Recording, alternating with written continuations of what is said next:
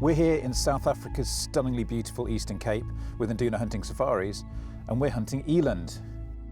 Now there's two main subspecies of eland, the southern or common eland and the giant eland, which can be found up in Central and Western Africa.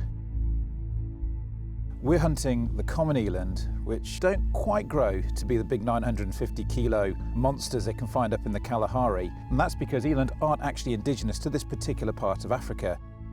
They've been brought in, same as a number of other species, and put on hunting farms such as this. However, they're not easy to hunt. In fact, we've been after this boy for 3 days solid. Our best option for hunting them has been to stay across the hillside and then spot the valleys on the far side. As the eland move between the brush, you sometimes get a glimpse. But whatever happens, as soon as you see them, you've got to make a plan and make it quickly. As soon as they disappear into the thick stuff, it's almost impossible to get in. You need to get them at times when they're out in the open. So the days here start very early, and that's often the best time to get eland moving around. They will graze out on the plains of an evening, and then they'll move back into the brush during the day. The topography here at Nduna is extremely exciting to hunt in. You move around one corner, and there could be a herd of blesbok in front of you, or a herd of impala, or worse still, giraffe. There's certainly no escaping from those giant periscope eyes. Our first sighting was an eland bull feeding out in a clearing. Our plan for the afternoon was to wait for the animals to emerge from the brush, feed up onto the plains, and around 4 o'clock head into them. That would give us a sparse cover at the bottom of the hills with the animals out in the open, and the plan worked perfectly. The only problem was, the eland didn't want to play ball. We got within 100, maybe 110 yards of the bull, which was stood perfectly. I was up on the sticks, ready to take the shot, and then I saw 2 horns emerging behind. And although the animal is huge, you just can't risk taking that shot, the bullet passing clean through the animal and striking the animal behind. With the .30-06, which is what I was hunting with today, it wouldn't be enough to kill the animal at the back. By then the sun was falling in the sky and had disappeared behind the hills, which meant that our opportunity had passed. So I had to tip my cap and then just gently let them wander off. And so, moving on to another afternoon, and this is where it starts to get really tough.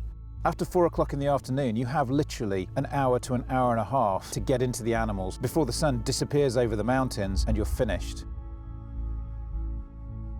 Gavin knows his farm extremely well, and he just seems to know where the animals like to be. So we just have to trust his judgment, and off we go.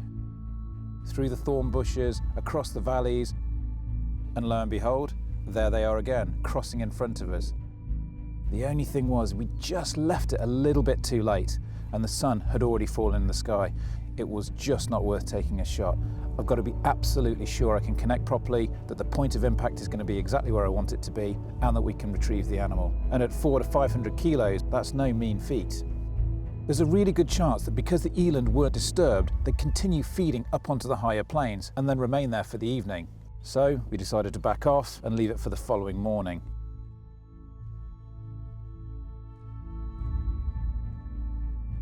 So the plan was, early morning, get up, see if we could spot them on the plains and cut them off before they got back into the thick bush at the far end of the estate. As the eland were feeding down, they were moving at some pace. They've got very long strides, and even though we tried our best to keep up, they were just one step ahead of us. But then they disappeared into the brush at the bottom, and we knew that they were going to appear on the far side of the valley. Gavin got us into position, set up on the sticks, and from there, we just had to wait. We had a full view of the meadow at the far side of the brush, and we knew that we'd be able to see them when they emerged. And lo and behold, there comes the bull, followed by the 2 cows. The target area is big, but the point of impact is absolutely critical. The best option for me from the distance that we were looking at was a double lung shot. Now, of course, a high heart shot is the preferred route, but I just didn't want to take a risk at 190 yards that he could just shift his position slightly before I'd had a chance to take my shot. So I was on the sticks, lovely and steady, and he stood perfectly broadside. Aimed about 30%, 40% up the body, and then gently squeezed the trigger. The shot connected perfectly, the blood loss was instantaneous, and within a few feet the animal had laid down and passed. And I couldn't have hoped for better results.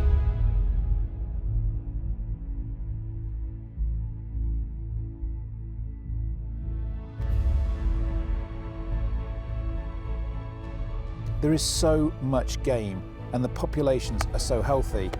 It really is a pleasure to see all of the animals around here, even if we don't see the one that we want. So another incredible hunt here in South Africa and another phenomenal experience with Nduna hunting safaris. And of course, a magnificent Eland bull that is about to deliver 350 kilos of biltong to a local game fair this weekend.